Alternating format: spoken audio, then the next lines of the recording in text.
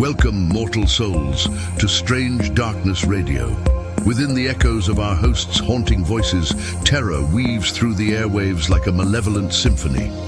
I am Benson, your spectral guide, leading you into the uncharted realms of the macabre. Brace yourself for a descent into a paranormal abyss with hosts Bobby Washington, Carolyn Grey, and Amy Tydeman. They traverse through tales that linger in the shadows, spectral apparitions, haunted domains, cryptids, and otherworldly encounters. Embrace the darkness, extinguish the lights, steel your nerves for a bone-chilling night into the heart of the unknown. It's time for Strange Darkness Radio. I can feel it coming in the air tonight. Oh, and I've been waiting for this moment for all my life. Oh, can you feel it coming in the air tonight?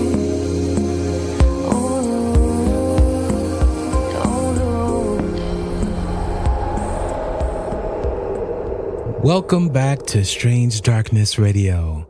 It is now 2025. Ladies, how are you doing this evening? Pretty good. Happy to see you guys. How are you? I am doing amazing, and it's our first recording for the new year.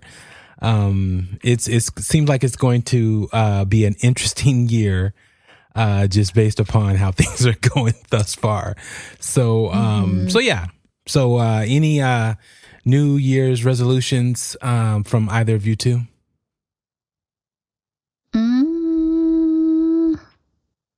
I can't think of any right come now. on, really? I know Seriously. I have some, but you put me on the spot, so I'm like, I can't think of any. Food, Do you have any? Diet is usually a thing. Money, new career paths. The standard, things that people say. Yeah. Everything about you Carolyn? just said, I want to make more money. And I told that to people at work, and they were like, "Oh, are you going to work more?" And I was like, "No. What are you talking about?" I thought they were going to say, "So you're going to leave? You're going to get a new job?" Nope. I just want to make more money. I'm going to manifest more money into my life, and make more time for the podcast, and get in shape. So all the good ones. Yeah, that's a good one, actually. I know that Bobby wants me to put more time into the podcast, so I think that is actually my New Year's resolution. I'm gonna be I working gave you on that, a Bobby. New Year's resolution. Amazing. Nice. Well, I had one that's to get amazing people on the podcast, to podcast with amazing people, which we will and do have a new host that's going to be joining the main show. Her name is Vanessa Scaduto. She has a podcast that she does currently. It's Los Rotos. We'll get into all that stuff on the next episode, whether she is on or not. And here's the other interesting thing about her. She is a stand-up comic. So We're real excited to have her. This is going to show. be extremely intriguing. Who's into the paranormal, who's into everything. You guys can check her out on her show, Los Rotos. She does live streams on YouTube and all that good stuff. So make sure you check her out. And again, she will be the new host added to the team of us three. And, we still have bonus episodes and all that good stuff coming back. And Marley is in the wings, just waiting. But yes, we have an amazing guest on tonight's show. Benson is going to introduce her. Greetings, mortals. I am Benson, your spectral guide through the realms of darkness. Tonight we venture into the twisted world of Marie Aitchison's Dyer Lane. A tale that blurs the line between fiction and nightmarish reality. In the quiet suburbs of Northern California lies a road steeped in blood and whispers. Dyer Lane. Named for a pioneer whose restless spirit still lingers, this accursed stretch of asphalt harbors secrets darker than the blackest night. Aitchison, a former nurse turned mistress of horror, has woven a chilling narrative from the very fabric of local lore. Her story draws life from real tragedies that have stained this land. Murders, unexplained phenomena, and the desperate cries of lost souls. As thrill seekers and ghost hunters tempt fate on Dyer Lane, Aitchison's tale serves as a grim reminder. Sometimes the most terrifying stories are those rooted in truth. Her vivid prose blends fact and fiction, leaving readers to question where reality ends and nightmare begins. So, dear listeners, steel your nerves as we embark on this journey. But heed my warning. As you lose yourself in Aitchison's world, you may find that the true horror lies not in her pages, but in the realization that Dyer Lane's darkness is all too real. This is Benson, beckoning you into the shadows. Remember, not all who wander Dyer Lane are lost, but all who enter may never truly leave. Welcome to the show. Welcome. Yay. Sorry, I like Benson. I feel like he and I would be friends. He's really cool. And We all at love least Benson. narrating the book or certain captions of your writings would be amazing. As you're sitting there writing, and then you hear him in the backdrop. I wish he would narrate my life. Like, I wish I could go through life with Benson saying what I'm doing, because he's the coolest. Well, thank you, definitely. So tell us about your journey coming from a medical background to the purveyor of horror stories. Gotta know what's happening in that brain of yours. So basically, I went through nursing school and I became an RN. Shout out to Sac State nursing school. Yes. And I really loved nursing, but I had my first child when I was in nursing school, and then I had my second as a nurse, and then after a while I was like, I think I'm going to take a little break.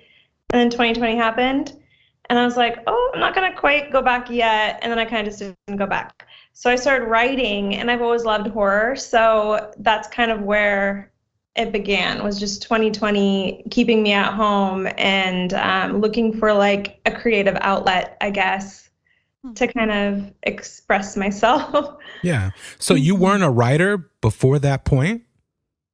No, I was a big reader, and I always liked writing, but I was like, I couldn't make a income with this, or I couldn't do that kind of stuff. And my husband really supported me. He's like, you're a good writer, you should just do it. And he encouraged me a lot. And that support gave me the, I guess, confidence to kind of go ahead and move forward on that path. So, yeah.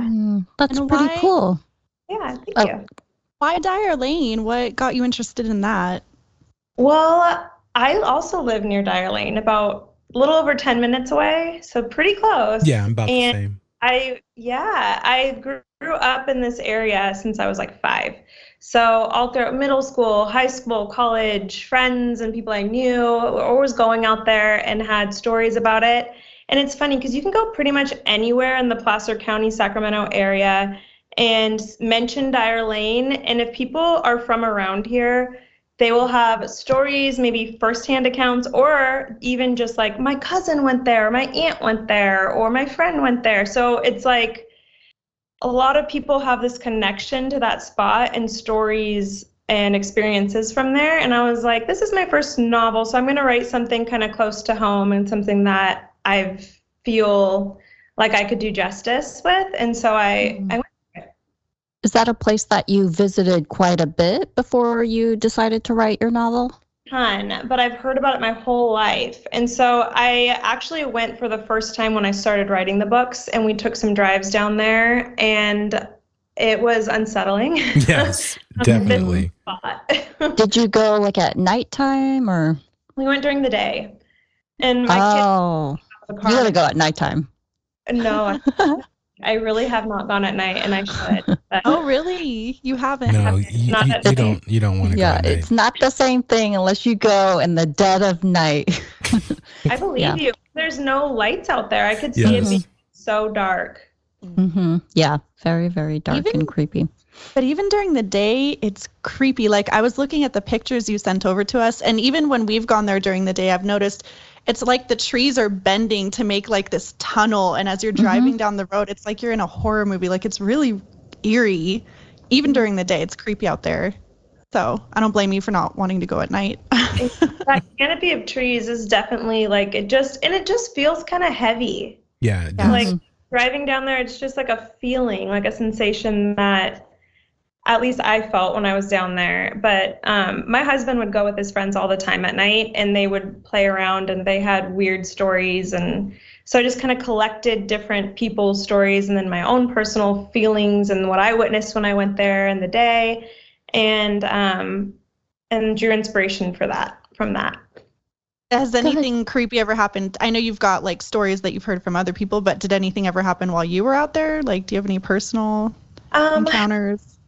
Lots of dead animals, and then we saw like a big garbage bag of like stripped like guts, like intestines, and What was that? it was pretty gnarly. Yeah. I sent you guys a picture. It was pretty gross, and I ended up calling the police like non-emergent line and just letting them know, hey, there's a bag of guts on the side of the road, and I don't know what it is. It looks like an animal, and they're like, where's that? And I said, oh, Dyer Lane, and they said, not again.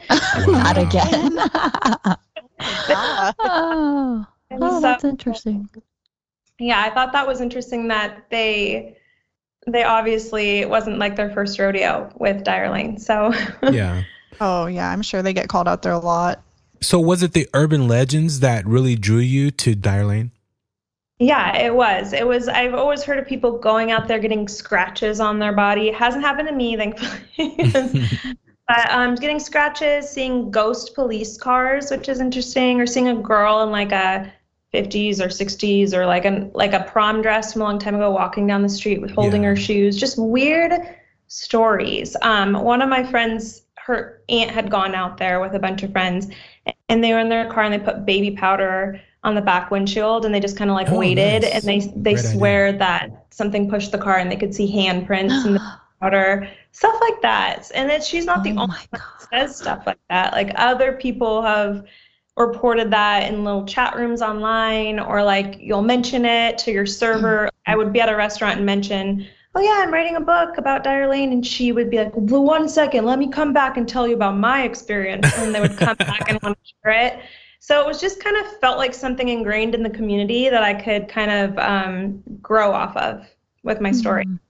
Yeah, I love that you are local and you're writing about a local famous spot. I think that's pretty cool. And I'm kind of curious, do you have other authors? Like, who are your favorite inspirations as far as other authors? I love Simone St. James. She writes some really cool ghost stories. And then Paul Tremblay is pretty creepy. He writes some pretty creepy stuff. Keelan Patrick Burke is kind of an indie author that's not super known. He's Irish, and he lives out here now, and he writes a lot of really cool short stories. Obviously, Stephen King is amazing. Everybody's got to mention him at some point because he's done a ton for horror. And then as far as like, I really like A24 movies, and I really like just some of the cool horror movies that have been coming out more lately too, that explore kind of psychologically and like almost like spiritual type of things in depth. I thought was cool because my Dyer Lane has some possession in it, but it's not quite religious possession. It's more of like an entity, and it's more spirit. Like there's no exorcism in it. And I kind of like when I can see that happen in movies or in stories. So I kind of went there with that. So yeah, some of the new authors are pretty cool that have been coming out. How long did it take you to write that novel? About a year. I like to write it and then set it aside for a few months and then come back and edit. So I think it took me about a year to get it out. And it's a finished novel, right? Like you're not still working on it. I'll probably go back at some point and re-edit it and republish it eventually. As an indie author, I don't have a big team or publishing house that does that with me. But I think that's one of my New Year's resolutions, is to go back and kind of polish it a little more. But yeah, I think it's done. I'd love to do like an origin story with it, or even like a sequel with some of like the new development that's being planned for it, where like the Placer Vineyard development is supposed to be coming out there in the years to come. So yeah, what is that? It's just a housing development, or it's supposed to have like 14,000 plus like units, like housing units, residential, and there's commercial stuff that's going to be popping up. Oh, wow. Dyer Lane isn't going to be a creepy like one-way desolate, like a big connecting street eventually. So I'm curious if more stuff's going to happen, or if it's going to kind of fizzle out and the urban legends will kind of like go away with some of the modernization, since it won't be so eerie. Yeah, it may not be eerie, but the things that have happened in that area and on those grounds, I think would, seep through like everything does when it comes to whether it's storefronts, whether it's even just traffic that's moving in that direction. Because that road is really windy and slow, and like you said, no lights. I think there might be one light by the power or the radio tower or something like that, because we were shooting there when we shot our story on Dyer Lane. But have you always been into horror? Like that is your subject, your thing? Yeah. I read The Werewolf of Fever Swamp by R.L. Stine when I was like 7 years old or something. Wow. And it was a goosebump story, and I never looked back. Like it was like my gateway. So you weren't terrified, especially at 7? Yeah. And my mom likes it too. So I think we just kind of bonded over that. And so it's always been like a release for me, especially with like when I get anxious and stuff. It's like, well, I'm not a final girl getting hunted by Michael Myers. So like I can deal. Like I like it's not that bad. It could be worse. You feel like, yeah, like, okay, well, there's scarier things that could happen. So yeah, I got to have you for our Slashers Gauntlet. We do around Halloween, where we take 3 of the various different killers from different movies, and you basically have to survive, but you have to answer like within 15 seconds of what would you do type scenarios. I would love to be on that. Like, please consider me, because that would make me so happy. That'd be so fun. You'd probably beat all of us. I don't know if we should have her, Bobby. As you write, right? Because a lot of people say with writing comes channeling. It comes to where you're possibly tapping into the other side via whether things start to happen to you, or whether it's just, I won't say possession, because some writers do say they're possessed when they're writing, like something actually, or channeling, I should say. Does that happen to you when you write? That's so funny that you say that, because I don't feel like anybody gets it when I try to like be like, I don't know where this comes from, because my friends will be like, you're so like soft spoken and kind and nice, like how do you write these horrific things, like these terrible things? Honestly, I don't know. It just kind of like it does feel like something else is doing it sometimes, because I'll just be sitting there and I don't know where it comes from. It just kind of flows. And my characters have a life of their own that just kind of come out of my mind, and I try to make them realistic, but I don't outline. I like to just kind of be like, I have an end goal and I have a beginning, and then I just go. And like they kind of live like on the page. And it does feel weird, because it doesn't feel like me. Like my characters aren't representative of myself. They're their own things. So it is very strange feeling. It's like you're tapping into something. Yeah, because when you're writing, generally when people are writing, it's like writing a letter, right? So you're writing it from a first person perspective, or you have a goal or a topic of what you're writing about. When you're writing a story like a book, you have to have different passages, what that person's outlook is, what the person, the main person, what their story is, just all the interweaving that goes into that is just amazing to me, that authors like yourself can put pen to pad like that. And I do believe a lot of it is channeled along with music. There are a lot of arts that I think people are able to tap into not saying that, taking anything away from your talent or your skill set, but, whether it's, I don't know, guardian angels with right horror.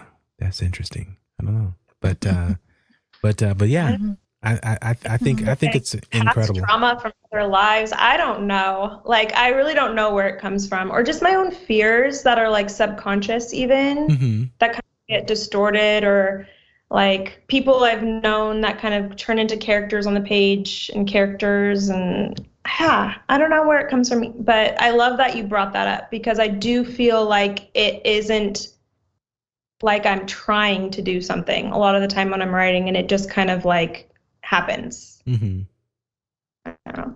I'll just explain it. Yeah.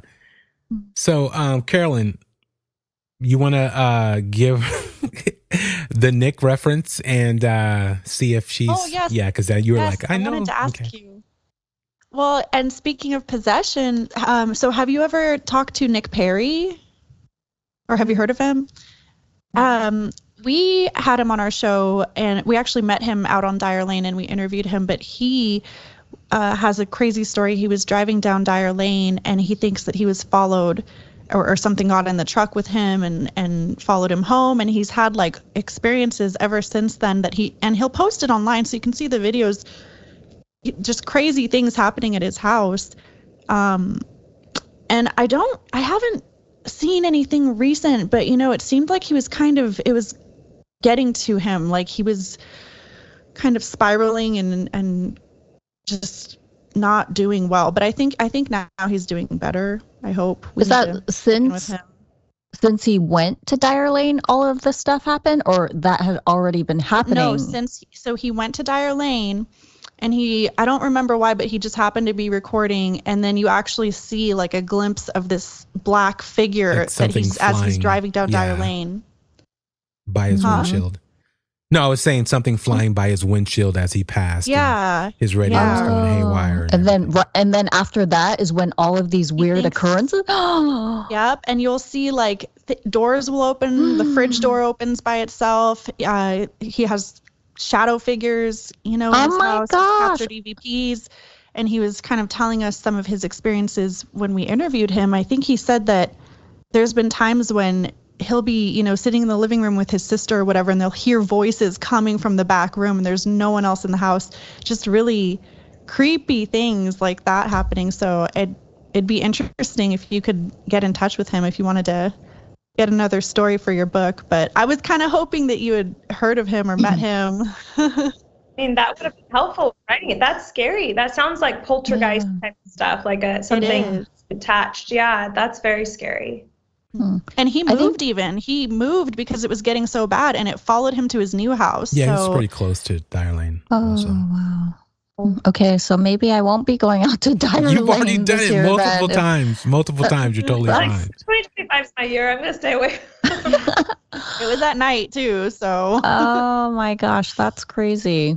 Well, I think the cool thing about the whole Dyer Lane thing, Marie, is that you could really just continue to do like a series of books with different characters and different experiences with Dyer Lane. I think that's pretty cool. Yeah, because like you said, everyone has a story about Dyer Lane, even if it's secondhand. It seems like everyone in Placer or Sacramento has a story.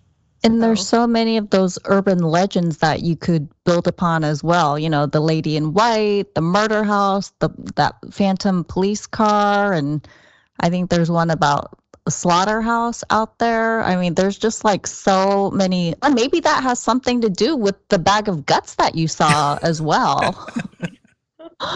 Yeah. No, just some psycho. To all our devoted listeners out there, we want to extend a heartfelt thank you for tuning in and joining us on our eerie adventures into the unknown. Your support makes each episode of Strange Darkness Radio even more thrilling. Do you have a spooky encounter or bone-chilling tale to share? Don't keep it to yourself. Call our Strange Darkness Radio hotline at 916-741-3032 or drop us an email at strangedarknessradio@gmail.com to be featured on the show. Your story could send shivers down our listeners' spines. Stay connected with us on social media for exclusive updates and behind-the-scenes content.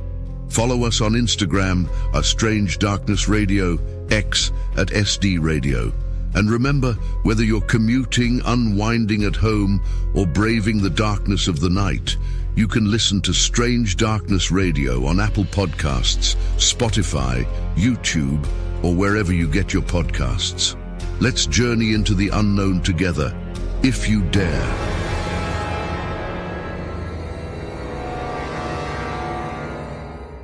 It's weird, but even when you're like, there's so much trash that people just discard. Yeah. There's like a burned up car. I think I sent you that picture too. And it's just like, it's just not treated well in general. And then obviously they found bodies dumped there. And so it's just, yeah. Hopefully. And I wonder why. Oh, sorry, Amy. It could, it could just be one of those places that has had so much bad stuff that it attracts more bad stuff. Yeah. Yeah. That's why it's interesting about the whole placer development plans. I really just feel like if once they do have all of that built out, I mean, 4,000. What did you say? Like 4,000. Plus, they have just residential. Or 14,000. Actually, I think you said right. 14,000. Yes, I have a note here. 14,000, and then also just there's going to be commercial places as well, and like parks. It's just going to be like a whole development. So yeah, so I feel like it's not even going to be the same. I feel like the legends are going to die eventually. I know Bobby said, there could be like hauntings in the buildings and homes, and that is possible too. But part of the appeal of Dyer Lane is just how rural it is, how empty and deserted. It's fun. It's scary to go out there, at nighttime and there's nobody out there. And it's just not going to be the same thing when you go out there and there's like all these homes and buildings and lights, because like I can say just, recently me, Bobby and Carolyn, we went out and to the cemetery and it was nighttime, but it just wasn't the same thing because it was dark, but it was still early enough to where there was a lot of lights and a lot of cars going by. And you're tripping. Wait a minute. Hold up. You guys were too busy talking. I was looking at everything that moved. For the record, I was terrified. So were you? That is crazy to me. I was not scared. Maybe. Yeah, I was not scared once. Scary. Yeah, it wasn't the same thing. See, like if it was dead of night. Why is it that the men are the ones concerned and the women are whatever happens until it happens? Then it's like who can run the fastest? Then you got to stay back and protect. Oh my Lord. I don't run fast. I will say that maybe you have a point. Just if you need the quiet to like tap into that kind of spirit type of energy, then yeah, I could see the urban legends kind of dying off. But if it were to be like a magnetic place, then and poltergeist activity kind of stuff happens, then maybe the houses will have some like weird things going on. Oh yeah, maybe they won't finish the development. It'll be like, why this is Dyer, right? This is they get Dyer Lane, and they abandon it. I would not be building a house on Dyer Lane. That is not buy insane. a house on Dyer Lane. Houses there too. They're like not a ton, but like I'm like, how do you live here? Exactly. Mm-hmm. Yeah, but they also look. I wonder if too. they're going to get like a good deal on that land, and then I wonder if the prices are going to be affected by the urban legends or whatever. But I feel like it could go either way. I feel like more traffic and like them building out there could like stir something up, and maybe it'll increase the activity. More energy. It's interesting though, because when we were filming, a lot of our monitors were messing up and they were discolored. We were thinking that something happened to the monitor, but it was the power from the radio tower that was sending in that whole area. So that could be charging that area, because usually they say a lot of entities need people and, energy to manifest and to for things to take place. And so a lot of that could be the power of that tower, the energy that is putting out in that surrounding area. So like the source. Yeah. So that Interesting. Yeah, that there could be something to that. I don't know if that's in your book as far as that tower, the whole layout of that area. What is that? That's is that still really active? Point, though. I was just wondering if you know what that tower is for, or if you know if it's still active, because like it's just. I think it's an old radio tower. But I don't use it anymore, right? For anything. It's still active. It was putting out some serious power. Right. So what is it for? I wonder. Radio. Yeah, I'm not sure. But so you have. Go ahead. Mm-hmm. Well, I just want to know. Sorry, Bobby. I don't know if I'm interrupting, but I just want to know what you know about the history or what you discovered during your research. If you could go through the history of it with us. There's some like dark stuff. I see like the KKK kind of meeting place pop up a ton. Yeah. Which no one wants to be associated with. So it's like that's dark. And then I see like witches, like a coven would meet there. A gang fight took place there and someone got stabbed and died. Obviously, more recently, a body was found of a woman who had gone missing in Sacramento. Those things. Oh, I don't know what year it was. It was pretty recent, though. Maybe like 5 or 6 years ago. Yeah. I would guess. Yeah. Oh, was that the one that her husband or her boyfriend? Roommate had like said that she was missing, and I can't recall like who had murdered her, but they had wrapped her in a tarp and like dumped her out there, and they had finally found her. And so it's just a weird place. It has like a lot of like darkness and dark historical stories and facts of things that have happened there. That I know of. And then obviously, because it's so windy, you hear about a lot of car crashes and things like that at night. So, yeah. And then people who drive down there say that they might get like followed by a car, like trapped, or recently someone said that they had been like followed and a car had stopped them and like hit out their headlight and attacked their car, like a bunch of people. I heard about that story. But just like people want to perpetuate it. So they go out. Maybe they're drawn to it to do their crimes. I don't know. Oh, yeah, no, it's pretty wild. When we're out there recording, Carolyn's recording, I'm doing audio, my buddy is doing video, and these cars slowly start coming, right? You know, because they're doing nefarious things out, you know, and this is probably around 5 or so. It wasn't dark yet. And then 2 guys drove by. We were by the tower.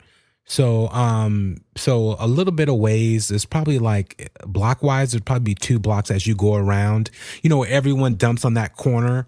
They went around that way and they were where the trees line up and it looks like a portal. And then we hear like a gunshot.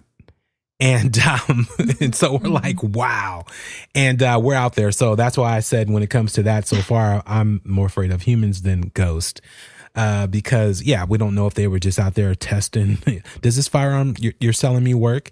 And we don't know what was going on, but stuff like that, you know, happens out there. And I don't remember if it was before, like I got there first, or I don't know why, but you and Amir weren't there yet, or you had gone and done something, but I was still there, and I saw some people come, and they were kind of dumping trash out of a van. Wow. And then they went down that tunnel road and turned around and came back and drove by me a couple times, and they just looked like, I'm sure that there's tons of drugs and drug activity out there and probably some gang activity still and just all kinds of criminal, dangerous stuff that goes on out there, right? Still to this day. Oh, for sure. So yeah, it's a sketchy place to be. Even if you don't believe the legends and the ghost stories, it's a sketchy place. Now, as we're saying all this, I live by there.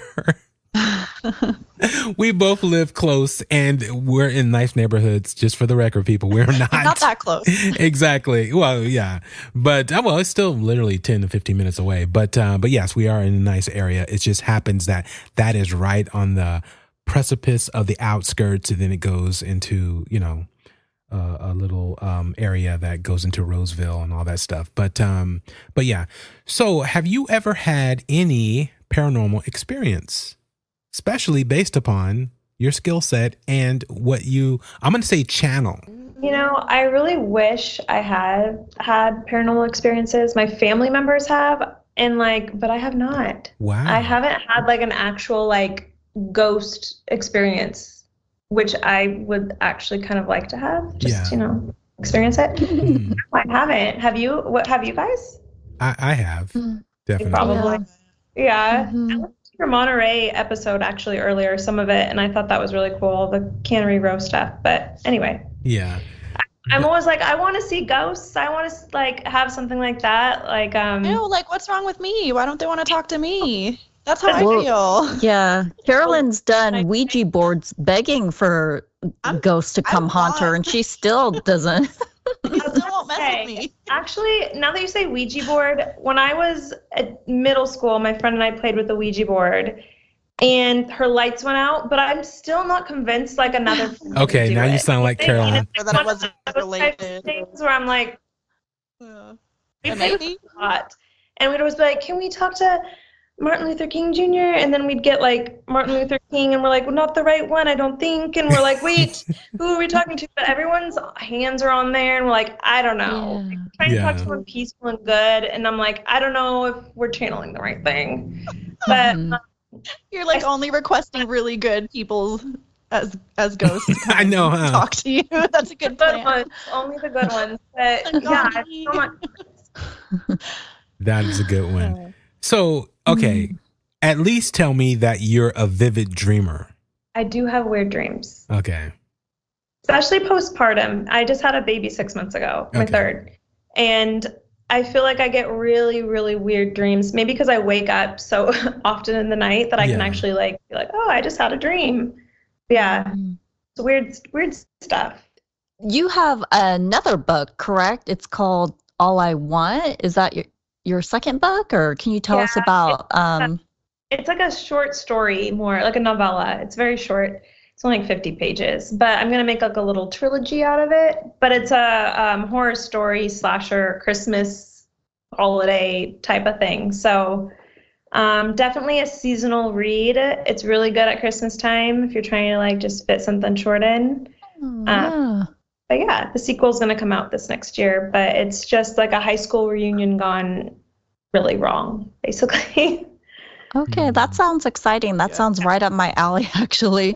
And yeah, I did actually subscribe to you on Instagram as well, because I see that you review all kinds of horror books and just like, right up that alley. So that's pretty exciting as well. How long have you been doing that for?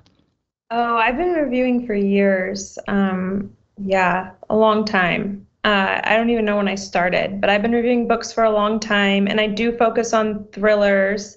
And I actually, if you go on marieaitchison.com, have something called a Thrill Seekers Book Club, and you can get on the complimentary newsletter if you sign up for it, and it just gives you tons of like book options and recommendations and reviews on there, as well as the Instagram, which is Top Shelf Book Reviews. But I also write like short stories that like I'll send out through there too. But yeah, reviewing is so fun. So yeah, those are my spots. So you have a baby in one arm and a book in the other. I mean, because that's a lot. Yeah, it's a 10-year-old and a 7-year-old, and they're active, and oh gosh, they both dressed up as Ghostface for Halloween, and I'm like, Oh, goodness. like it's like scary. I turn the corner of my house, and there's like a little face with like a bedazzled Ghostface mask. I'm like, oh no. It's so scary, you know. Oh, Yeah, that's they're funny. fun. So they're interested in, at this age, paranormal things as well, like stories and They want some to be. movies. Yeah, we keep it kid appropriate as much as we can, but they want to see like clips of this or like or they want to drive down Dyer Lane. Like they went with us. And then Are you gonna let them? you're in Oh, the they went bag, with and I'm like, don't look. And my husband's like, roll down the window so you can get a better pic without the glare. And there's like bugs. I'm like, no, don't let this. Don't. But Oh. yeah, so they're road dogs. They hang. They're good kids. They're fun. That's so cool. That's so cool. So what's your next adventure? Will it be to add to Dyer Lane or a whole nother book? So my next book that I'm actively working on is called Through the Doorway, and it takes place actually in Lake Tahoe. Oh. So it has a little bit here in like the Placer County area, but then these sisters inherit a house in Lake Tahoe, and they go up there, and it's not a normal house. Yeah. Very creepy house. So it's more of like a haunted house type of situation, but as always, I want to have a twist on the classic. So Yeah. that's my next one. So do you like to blend reality with your fiction or your version of what you think, the scenario is or how it plays out? Or do you like to go totally fiction? Oh gosh, I like to blend some reality. Like I like to blend historical stuff in. I've always had a soft spot for history, so I like to try and find like real things to put in there. But then I kind of go like off the rails at some point, and by the end of the book, you're like, "What the hell just happened?" Yeah. But I do like to put little like Easter eggs of like factual things in my books for sure. Yeah, I wanted to know if you could share any tidbits from your Dyer Lane book, or if you could tell us any interviews that you did that stood out to you, or any stories that stood out. Well, I think like the creepiest thing for me was just hearing about all the people from like, whether it be chat rooms or whether it be like friends of mine who have gone there, saying they've been scratched. Yeah. I think that's really creepy that people actually go out there and like end up with like actual scratches on their body, because that seems pretty violent, like aggressive of a spirit, So I think whenever I talk to someone and they say they've gotten scratches when they go out to Dyer Lane, that is pretty unsettling. And I think with my book, I like to blend in a lot of like the ghost police car. And they said something online about this cult of like this demon called Amdusius or something like that with these horns, and they kind of described it. In my book, I never use a name for my entity, but I kind of tried to stay true to what people saw. They said they saw out there. Yeah. So you get a little of that in Dyer Lane. And I think people would be surprised about the crystals in Dyer Lane. Like I went a little off the rails with the crystal energy and how people like to use crystals and for healing, but in Dyer Lane, it does a little bit of a different energy type of thing. So wait, can you explain that a little? Like, are there Without crystals giving out there anything naturally, away or you're from the talking? book? No, don't give your book away. Just I crystals. Want fillers, but you know how they say crystals are they have energy and they hold energy. Yeah. And a lot of the time it's healing energy, and people use it to ward off evil spirits or to ward off different things. And so for me, I'm like, well, all energy is something, right? Even bad energy. So what if crystals could kind of be a place to harbor bad energy? And so I kind of tried to incorporate some of that as like a twist-ish element in the book without giving too much away. That's interesting, because it's kind of like, if there are certain stones, and if something bad happens, like and it's around limestone, it'll kind of absorb that negative energy or emotions or whatever. So yeah, why couldn't that be with crystals? That's interesting. And they get charged, I think, too. Like certain crystals will get charged by certain types of energy. So interesting theory. Yeah. Well, thank you for joining us on tonight's episode. And again, tell people where they can get your book, which is pretty much every place, whether it's Amazon, Barnes and Noble. How about your website also? Do you have? Yeah, so marieaitchison.com, you can get it there. Amazon's probably the best place to get it. It's limited at certain Barnes and Nobles, but they can always order it for you. But marieaitchison.com, Thrill Seekers newsletter is a great place to start if you want reviews and you want short stories. I have one that I send out, and it's complimentary, and it's called The Shark, that people tend to enjoy. And then Top Shelf Book Reviews is my Instagram handle, where I do a lot of my review posts and share a lot about what I'm working on. Nice.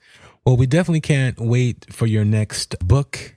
To me, it's amazing to have someone from Antelope or Sacramento. I always say Sacramento because, I was here before it all broke off into all these pieces. Having someone in Sacramento like yourself, who's a amazing book writer and into horror. I mean, that's something that's definitely different. And if you go check her out, check out her website, check out her photo, you will never believe that she's into horror. whatsoever. It's so funny. Write kids' books, and I'm like, not yet. Maybe one day. Right. I can't even imagine the kids' book that you would write. Actually, it would not probably be good. Anyways, I mean, writing would be good, but it would be probably some horror spin on it or something like that. Vampire kids book. I don't know, something like that. Yeah, exactly. You should write a follow-up after the projects are built, after the or the development, and you should, see what comes out of that and maybe write like a sequel or what's a third book called? A threequel? Yeah, a trilogy. A trilogy. Thank you. Yeah, that would be fun. I would love to. Yeah, because I'm curious what's going to happen with that. But yeah, thank you so much for sharing your info with us, and thanks for coming on. Like I said, we're all obsessed with Dyer Lane. I'm sure our listeners are too. So it's really interesting. Thank you so much. No, thank you, definitely. Any last words? Stay spooky. As your journey through the shadow realms of Strange Darkness Radio concludes, remember that you unlock the door to the paranormal with the key of imagination. Beyond it lies another dimension, a dimension of eerie soundscapes, chilling sights, and the profound depths of the mind. You're venturing into a land of both haunting shadows and tangible substance, where the ethereal meets the corporeal, and ideas take on a spectral form. You've just crossed over into the Strange Darkness Radio Zone. In the vast expanse of the paranormal, there exists a fifth dimension, extending beyond the known realms of our understanding. It is a dimension vast as the cosmos and eternal as infinity, a mysterious terrain between the illumination of light and the depths of shadow.